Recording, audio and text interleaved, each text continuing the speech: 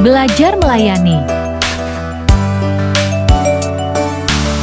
Shalom adik-adik, hari ini kakak akan menceritakan tentang seorang tokoh Alkitab yang bernama Zakheus.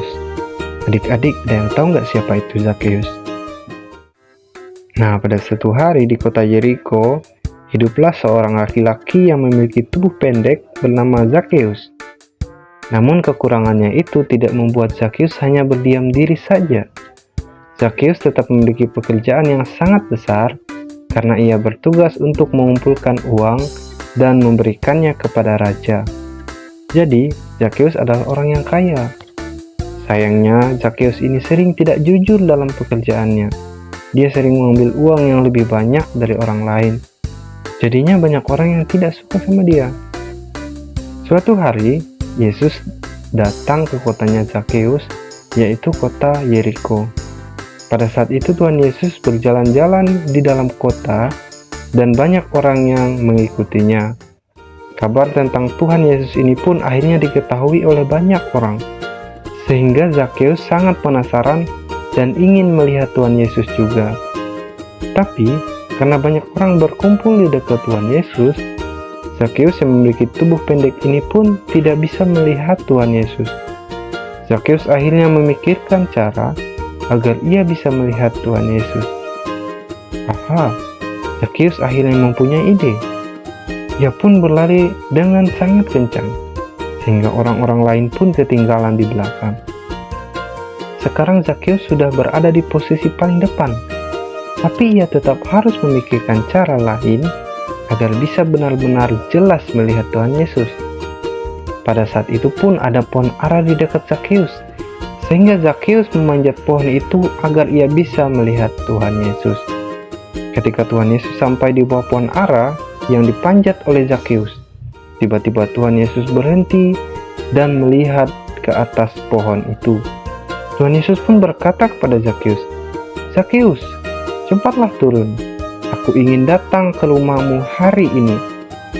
Zakheus sangat senang mendengar perkataan itu, jadi ia cepat-cepat turun dari pohon dan membawa Tuhan Yesus ke rumahnya. Pada saat itu masih banyak orang yang tidak suka dengan Zakheus karena perbuatan Zakheus yang tidak baik sama mereka. Namun Tuhan Yesus tetap berbuat baik sama Zakheus dan tidak menghakiminya. Sehingga setelah bertemu Tuhan Yesus, hati Zakheus pun diubahkan menjadi hati yang penuh kasih. Zakheus menyesali semua kesalahan yang sudah ia lakukan, dan ia juga berjanji untuk mengembalikan uang yang bukan haknya.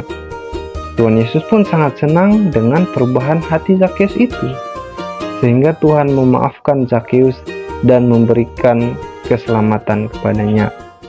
Nah adik-adik, dari Zakheus ini kita dapat belajar bahwa adik-adik tidak boleh berbuat jahat dengan orang lain, seperti mencuri mainan atau barang teman, mengambil makanan teman tanpa izin, dan sebagainya.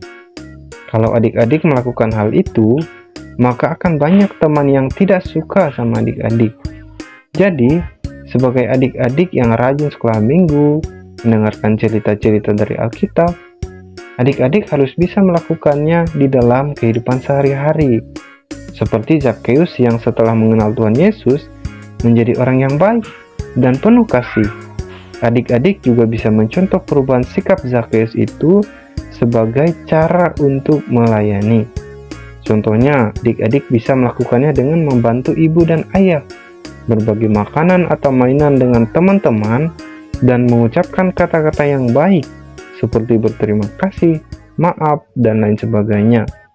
Kalau adik-adik bersikap baik dan rajin melayani, maka adik-adik pasti akan memiliki banyak teman, dan Tuhan Yesus pasti akan sangat senang dengan sikap adik-adik.